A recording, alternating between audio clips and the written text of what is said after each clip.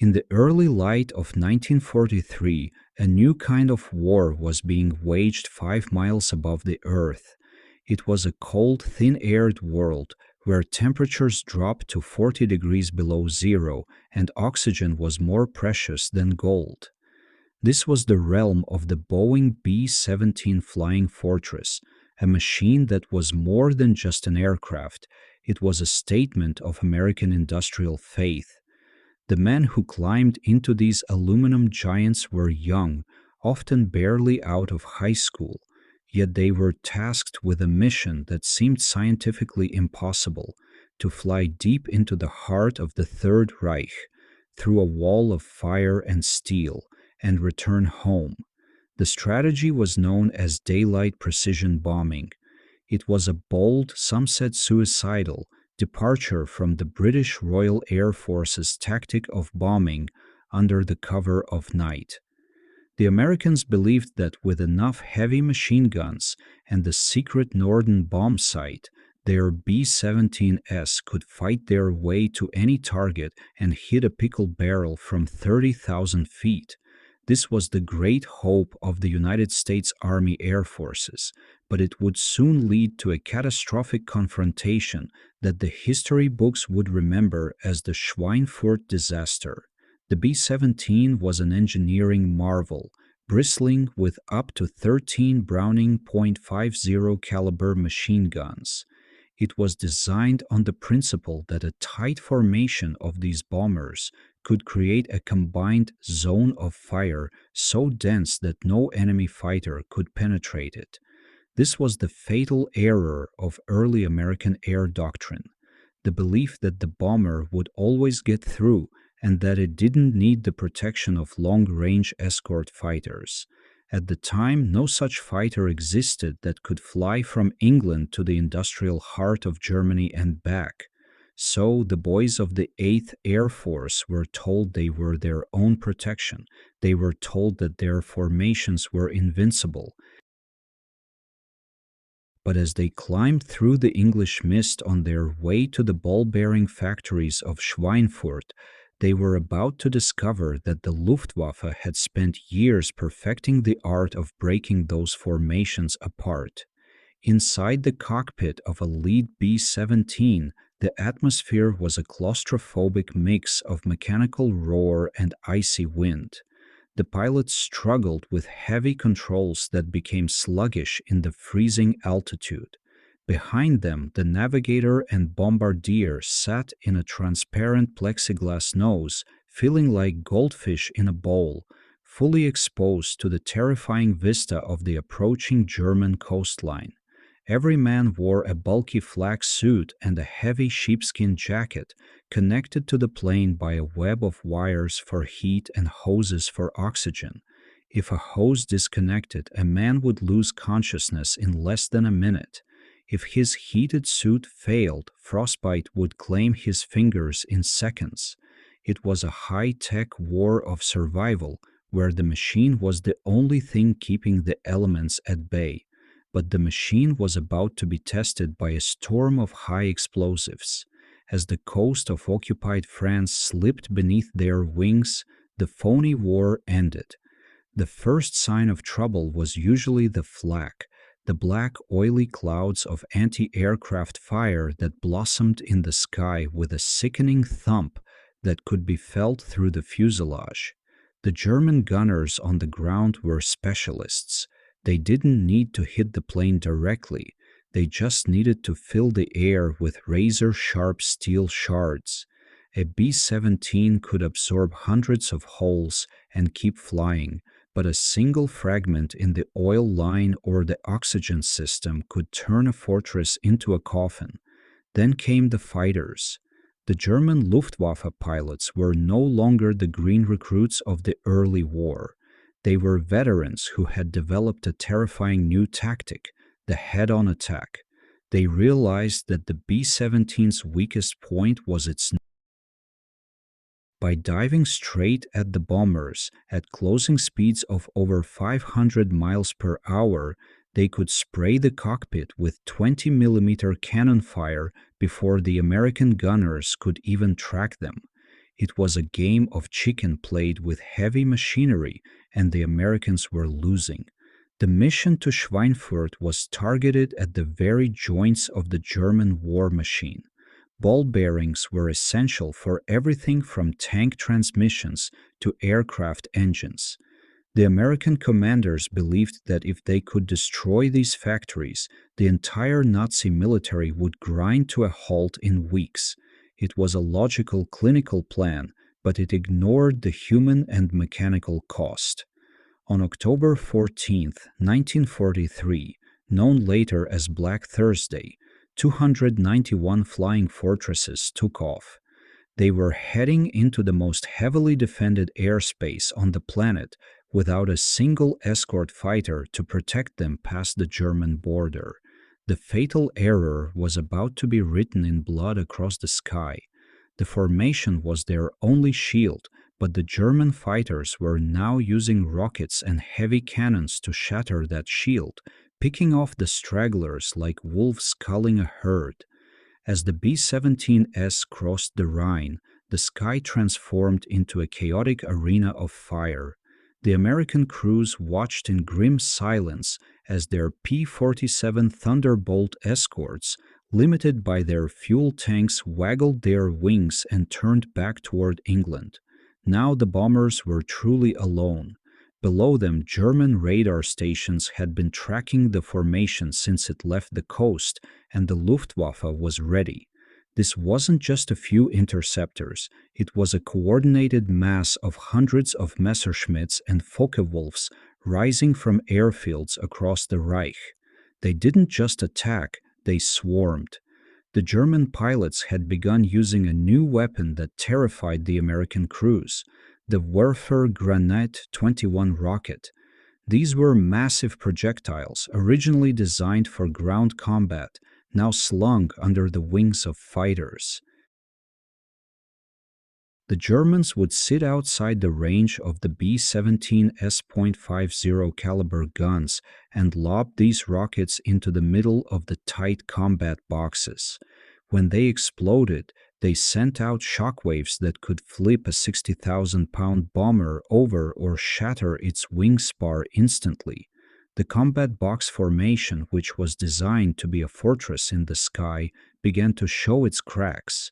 To maintain the zone of fire, the pilots had to fly wingtip to wingtip, mere feet away from each other. In the turbulent air of the high altitude, this required superhuman concentration. If a pilot flinched or if his plane was jolted by a nearby explosion, he risked a mid-air collision that would kill 10 men in his plane and 10 in the next. The gunners in the waist of the aircraft were working in a nightmare of noise and freezing wind. Because the waist windows were open to the elements, the spent brass casings from their machine guns would pile up on the floor, making it as slippery as ice. The gunners had to dance over this rolling brass, struggling with guns that often jammed in the cold while trying to track German fighters that were screaming past them at blinding speeds. The bolt turret gunner had perhaps the most harrowing job of all. He was strapped into a tiny plexiglass and steel sphere hanging from the belly of the bomber. He sat in a fetal position, his knees tucked to his chest, staring directly down into the abyss. From his vantage point, he could see the entire German landscape crawling beneath him, and he could see the fighters diving from below. He was the most vulnerable man on the ship.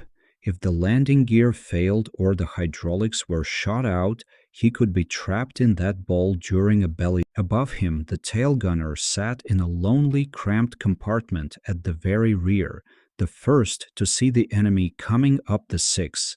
The interphone was a constant chatter of desperate calls. Fighters at 12 o'clock high. Tail gunner, you okay? Talk to me. Fire in engine 3. The B-17, for all its armor, was becoming a sieve of holes. As they neared Schweinfurt, the German resistance reached a fever pitch. The Luftwaffe began a tactic of aerial bombing, where twin-engine planes flew above the B-17 formation and dropped timed explosives directly onto the bombers. It was a surreal and terrifying sight, bombs falling from the sky upon other planes. The formation began to lose ships. A B-17 would take a hit to the fuel tank and instantly vanish in a blinding orange fireball. Another would lose an entire wing and go into a sickening vertical spin, the centrifugal force pinning the crew inside so they couldn't reach their parachutes. The men in the nearby planes had to watch their friends fall, unable to do anything but tighten their grip on their own triggers. This was the psychological toll of Black Thursday. The mission was no longer about ball bearings, it was about survival. The bombardier in the lead ship was now hunched over the Norden Bombsight. This device was a mechanical computer of incredible complexity, designed to compensate for wind, speed, and altitude. For the final bomb run, the bombardier actually took control of the entire aircraft via an autopilot link. For those final agonizing minutes, the B-17 had to fly perfectly straight and level. It could not dodge flak, it could not bank away from fighters. It was a sitting duck. The crew held their breath as the anti-aircraft fire intensified, the black puffs of smoke so thick they obscured the sun. The bombardier squinted through the optics, waiting for the factory buildings to drift into the crosshairs. His fingers were steady, despite the world exploding around him. Steady. Steady, he whispered. Then the jolt as the heavy load was released. Bombs away. The B-17 leaped upward, suddenly lightened by 5,000 pounds of high explosives, and the pilot grabbed the controls back, diving into a steep turn to get out of the killing zone. But the ordeal was only half over. The factories below were disappearing under a blanket of smoke and fire, but the fatal error of the mission was becoming clear. The return trip would be even deadlier. The German fighters were landing, refueling, and taking off again to meet the battered formation on its way back to England. The American gunners were running low on ammunition. Their barrels were glowing red, and many were suffering from extreme exhaustion and hypoxia. The wind whistling through the hundreds of bullet holes in the aluminum skin of the planes created an eerie, haunting howl that competed with the roar of the engines. They were wounded giants, thousands of miles from safety, and the wolves were closing in for the kill. The return journey from Schweinfurt was a gauntlet of pure attrition. As the formation turned its nose toward the west, the crews could see the horizon littered with the falling debris of their sister ships. The fatal error of the High Command's planning was now a visceral reality. A bomber without an escort was a target, not a weapon. The German fighters, having replenished their cannons, returned with a vengeance. They targeted the stragglers, the planes that had lost an engine or suffered damage to their flight surfaces. Once a B-17 fell out of the protective box, it was doomed. The Luftwaffe pilots would circle the lone bomber like sharks, taking turns to rake it from nose to tail until the aluminum skin shredded and the giant finally plummeted. Inside these dying ships, the scenes were horrific. In one B-17, the waist gunner was forced to use his own flight jacket to plug a hole in the red fluid, spraying across the sub-zero cabin and freezing instantly into a crimson ice.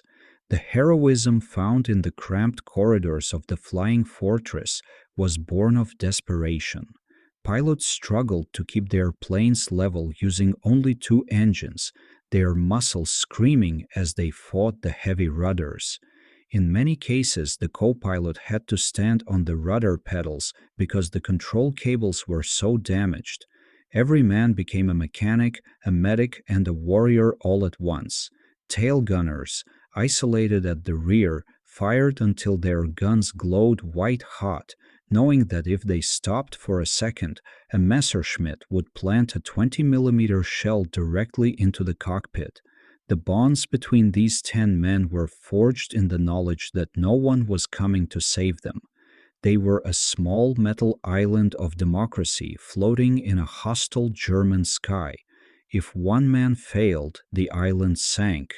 By the time the battered remnants of the 8th Air Force reached the English Channel, the cost of the mission was staggering. Of the 291 planes that had taken off that morning, 60 had been shot down over Germany. Another 17 returned so badly damaged they would never fly again. Over 600 men were missing, captured, or dead. This was Black Thursday, the day the dream of unescorted daylight bombing died. When the survivors finally touched down on the fog-shrouded runways of England, the ground crews stood in shocked silence. They watched as planes landed with half their tails missing, with giant holes where the waist guns should be, and with the blood of the crew dripping from the tail wheels. The silence at the debriefing tables was heavy. Men who had been laughing in the mess hall that morning were now gone, their lockers empty, their beds cold. The technical analysis of the raid provided a grim verdict.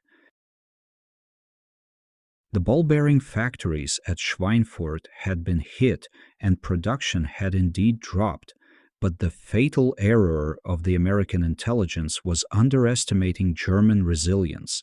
Within weeks, the Nazi war machine had dispersed its production to smaller hidden facilities. The massive sacrifice of Black Thursday had not ended the war. It had only proven that the B-17, for all its firepower, was not invincible. This realization forced a total shift in Allied strategy. The High Command finally admitted that the bomber needed a little friend, a long-range escort fighter. This led to the rapid deployment of the P-51 Mustang, equipped with drop tanks that allowed it to fly all the way to Berlin and back. Only then did the tide of the air war truly turn. Yet, despite the tactical failure, the B-17 Flying Fortress earned its place as a legend. It wasn't because the plane was perfect, but because it was tough. It brought men home who, by all laws of physics, should have been dead. The crews who flew the Memphis Belle, Hell's Angels, and Ye Old Pub became the faces of a generation that refused to blink in the face of annihilation.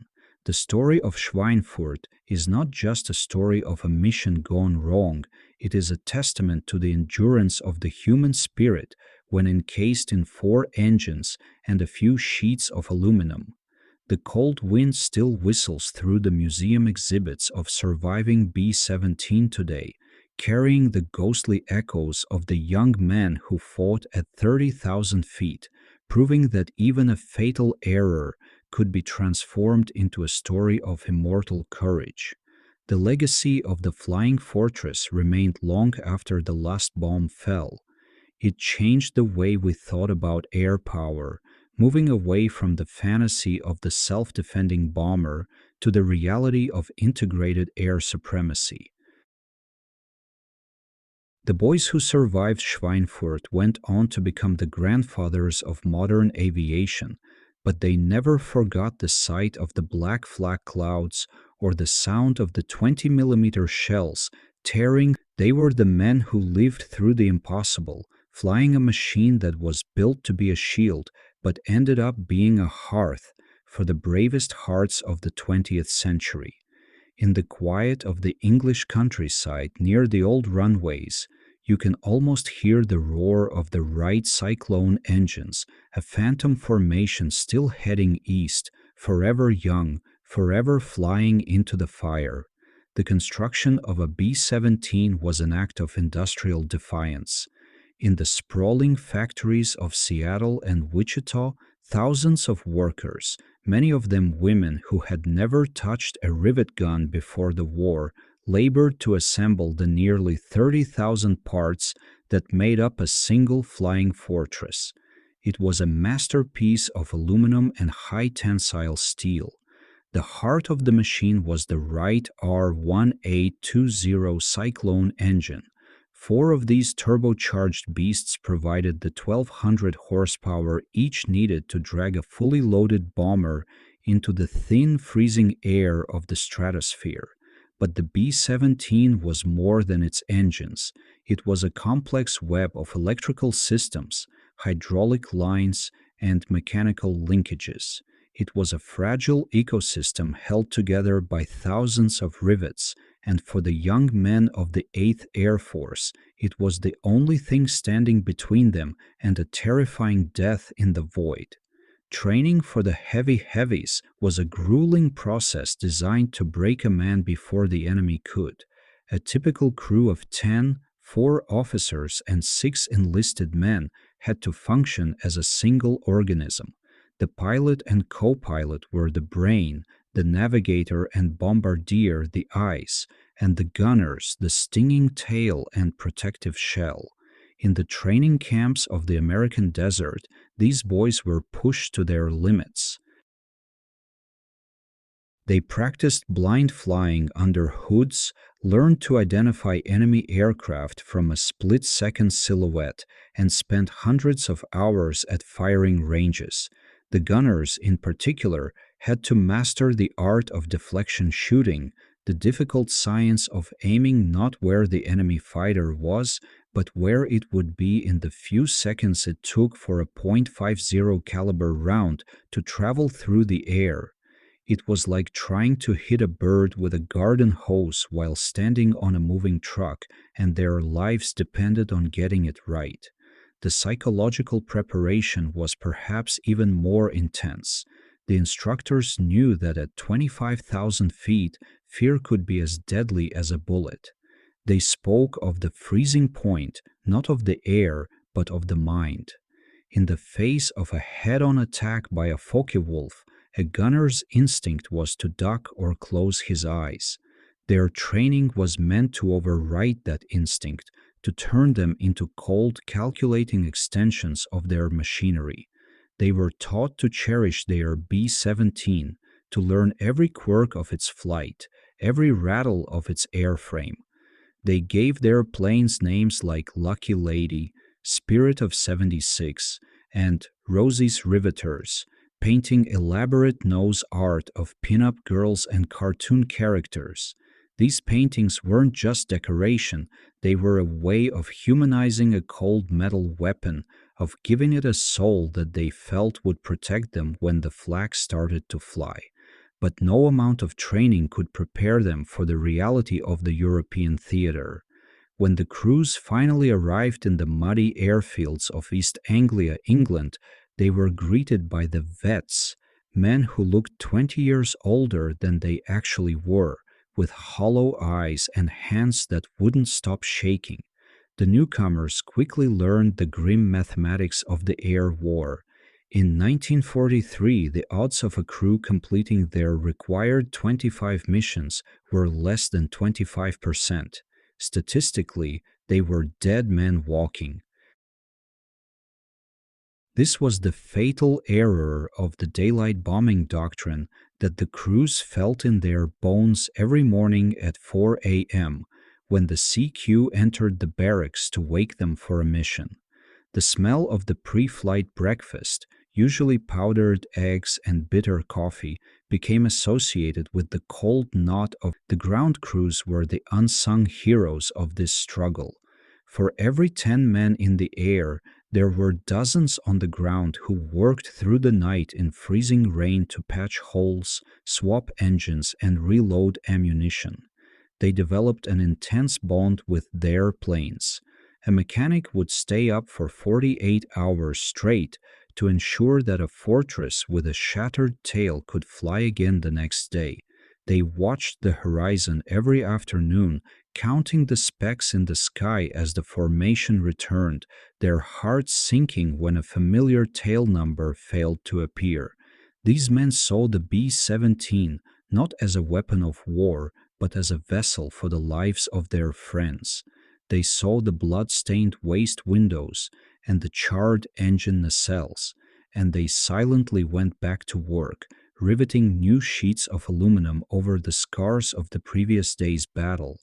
By the time of the Schweinfurt raids, the B-17 had become a symbol of American resilience, but it was also a symbol of a strategy that was being tested to its breaking point. The crews were exhausted, their nerves frayed by the constant sight of their comrades' planes exploding in midair. They were being asked to fly deeper and deeper into Germany, into the Big B, Berlin, and the industrial Ruhr Valley. The B-17 was a fortress, yes, but the sky was an ocean of fire, and the German defenders were becoming more desperate and more creative in their destruction. The young men in the sheepskin jackets were starting to realize that the invincibility they were promised in training was a myth. The only thing that was real was the cold, the oxygen mask, and the terrifying sound of 20 mm shells drumming against the fuselage. At the center of the B-17's legendary status was a piece of technology so classified that its operators were sworn to protect it with their lives. This was the Norden Bombsight, a mechanical masterpiece of gears, mirrors, and gyroscopes. To the American public, it was presented as a miracle of science that could drop a bomb into a pickle barrel from 30,000 feet. To the bombardiers who used it, it was a temperamental god that demanded absolute focus amidst the chaos of war. The Norden was more than just a telescope, it was a primitive analog computer. By inputting the aircraft's ground speed, altitude, and the ballistic characteristics of the bombs, the bombardier could calculate the exact moment of release. During the final moments of the bomb run, the Norden actually took control of the plane's flight path through the autopilot, a revolutionary concept at the time. The bombardier became the ultimate arbiter of the mission's success, peering through the optics as the world below was obscured by the smoke of 1,000 fires. But the reality of precision bombing rarely matched the propaganda. At 5 miles up, the wind could shift unexpectedly, or a layer of clouds could suddenly mask the target. More importantly, the German flak was often so thick that the steady flight required by the Norden was a suicidal demand. The bombardier sat in the plexiglass nose, the most exposed position on the aircraft, watching the black bursts of anti-aircraft fire creeping closer and closer. He had to remain calm, his fingers adjusting the fine dials of the sight, while shards of steel whistled through the thin skin of the aircraft. This was the fatal error of the precision doctrine. It assumed a laboratory-like environment in a sky that was a frantic, screaming graveyard. If the bombardier flinched, or if the pilot was forced to bank away from a direct hit, the bombs would miss by miles, rendering the entire sacrifice of the mission pointless. Life inside the B-17 during a long-range mission was a sensory assault that no film could truly capture. It began with the smell, a nauseating cocktail of high-octane aviation fuel, hydraulic fluid, burnt cordite, and the metallic tang of oxygen. Then there was the noise.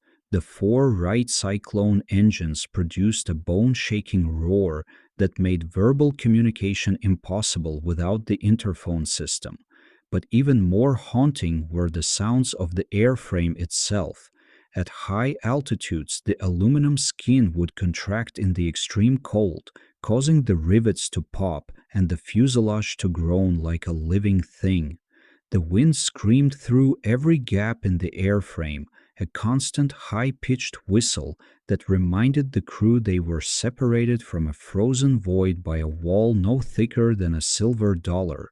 The physical toll on the men was immense. Because the B-17 was unpressurized, the crew had to endure the agonizing pressure changes in their sinuses and ears as they climbed and descended. The bends, A painful condition caused by nitrogen bubbles in the blood was a common occurrence. Every movement was a struggle. Wearing a flak suit, a parachute harness, and a heavy sheepskin flight suit made a man feel like a deep-sea diver on dry land. In the waist of the plane, where the windows were wide open to the sky, the gunners stood in a 40-degree below zero gale for hours on end. Frostbite was a constant enemy. If a gunner's heated gloves failed, his skin would freeze to the metal of his machine gun in seconds. Many men returned to base with fingers that had turned black and brittle, a price paid for the simple act of defending their brothers. The psychological pressure of the box was even more corrosive than the cold. In a tight formation, you didn't just see the enemy, you saw your friends die in high definition. You watched a B-17 in the next element take a hit to the wing and fold up like a toy. You watched for parachutes, counting them as they bloomed in the air, knowing that each one represented a friend who was either going to a prisoner of war camp or into the frozen ground. There was no room for grief at 30,000 feet. You had to keep firing, keep flying, and keep checking your oxygen gauges. The fatal error of the human mind was the temptation to look away, to stop caring, or to succumb to the flak-happy madness that claimed so many young airmen. To stay sane, they focused on the small things, the taste of a piece of chocolate saved for the turnaround point, or the ritual of lighting a cigarette the moment the wheels touched the English grass. As the winter of 1943 approached, the American air strategy was at a breaking point. The loss rates over targets like Schweinfurt and Regensburg were unsustainable. The 8th Air Force was being bled white, and the promised results of daylight bombing were not materializing fast enough to end the war. The fortress was proving to be a magnificent, durable machine, but it was being asked to do the impossible. The German Luftwaffe was adapting, moving from individual dogfights to massive coordinated company front attacks that could shred a combat box in seconds. The American crews began to feel like they were part of a grand failed experiment. They were the pioneers of a new way of war, but they were paying for that privilege with their lives. The legend of the B-17 was being written in the wreckage of the European countryside, and every man who climbed into a cockpit knew that his next mission might be the one where his luck and the luck of the Flying Fortress finally ran out. The escalating losses of 1943 forced the Boeing engineers to realize that the Flying Fortress was no longer a match for the evolving tactics of the Luftwaffe. The most devastating fatal error in the aircraft's original design was its vulnerability to head-on attacks.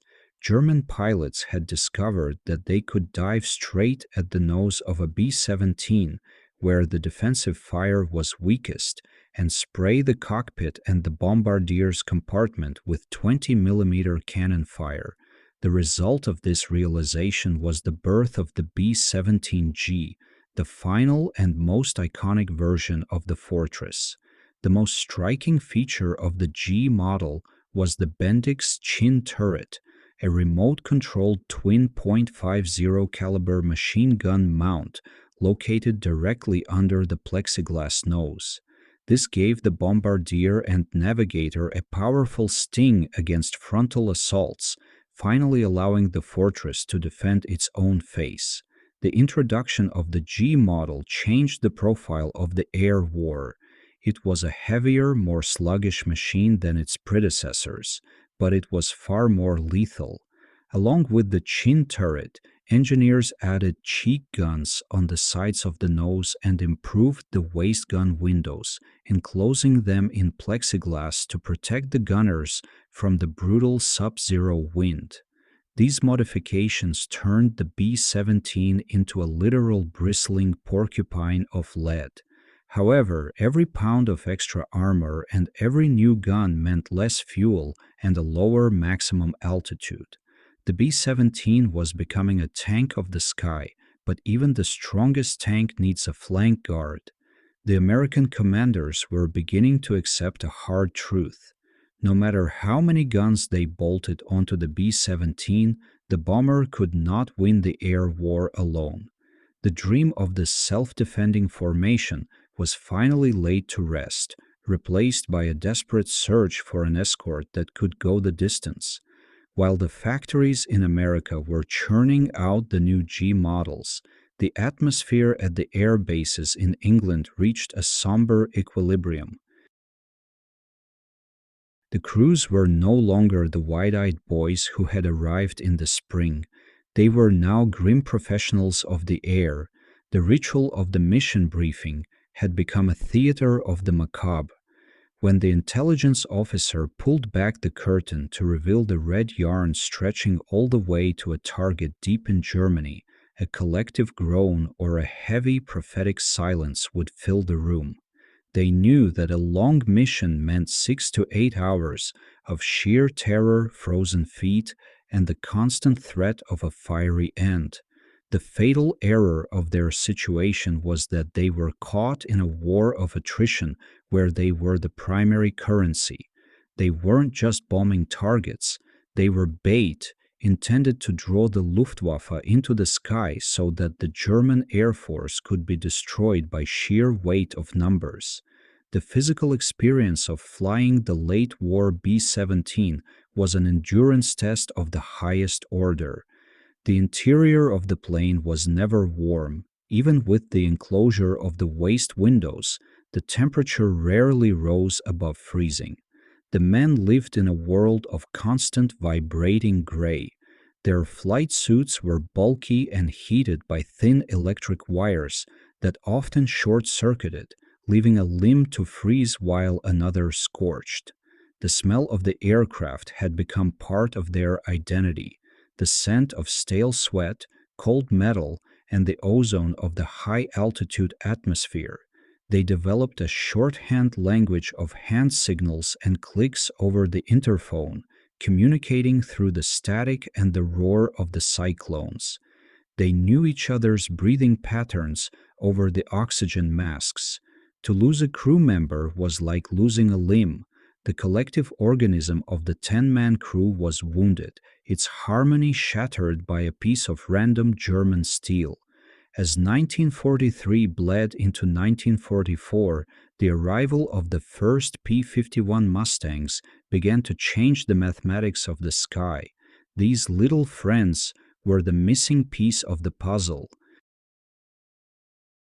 With their sleek lines and massive fuel capacity, they could stay with the B-17S from takeoff to target and back again. The crews of the flying fortresses watched with tears in their eyes as the silhouettes of the Mustangs appeared over the German border.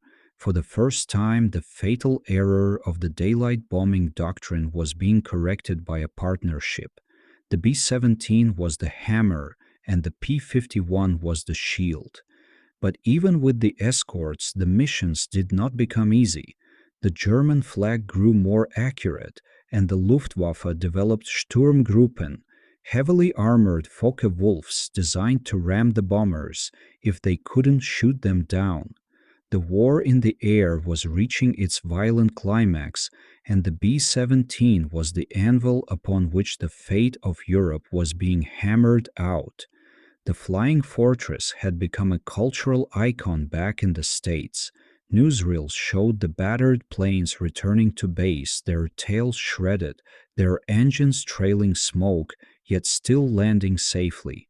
This image of the indestructible bomber was essential for home front morale. But for the men in the waist of the plane, there was no glory, only the endless slippery piles of brass casings and the frantic search for enemy fighters in the glare of the sun. They were part of a massive industrial-scale slaughter, a factory of death that operated at 30,000 feet. Every mission was a roll of the dice in a game where the house always had the edge.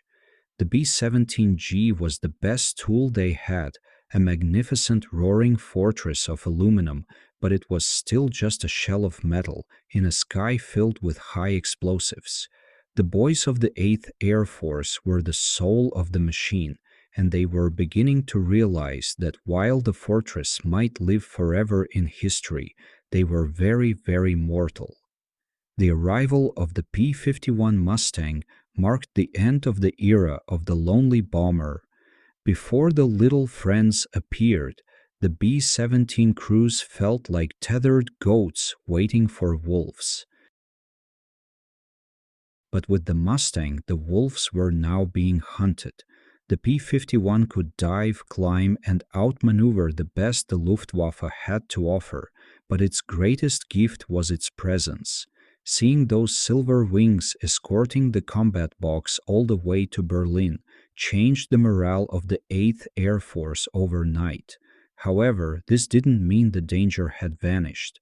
The German flak batteries remained a constant, terrifying constant. Unlike a fighter plane, which you could see and shoot at, flak was an invisible lottery. You could fly a perfect mission, and in a split second, an 88mm shell could burst inside your cockpit. This led to a peculiar psychological phenomenon. The men began to fear the ground more than the sky. For a B-17 that was too badly damaged to keep up with the formation, the situation was desperate. These lame ducks were the primary targets for German interceptors. If a pilot realized his fortress couldn't make it back across the channel, he had an agonizing choice: bail out over occupied territory and face years in a Stalag Luft prisoner of war camp, or try to navigate the wounded giant to a neutral country like Sweden or Switzerland. This was the flight to the north. Dozens of B-17s, trailing smoke and dragging shattered rudders, limped across the Baltic Sea. The Swedish Air Force would often intercept these ghosts, escorting them to secret airfields where the crews would be interned for the remainder of the war. For many, a neutral internment camp was a luxury compared to the screaming hell of a burning fuselage. But the guilt of leaving their brothers behind haunted many of these internees for the rest of their lives. The psychology of the tour of duty was a weight that grew heavier with every mission. Initially, a crew was required to fly 25 missions to earn a trip home.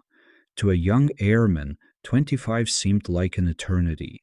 As a crew approached their 20th mission, a strange and dangerous tension would take hold. This was the fatal error of hope. The closer they got to the finish line, the more they feared that their luck was about to run out. Men became hyper-superstitious.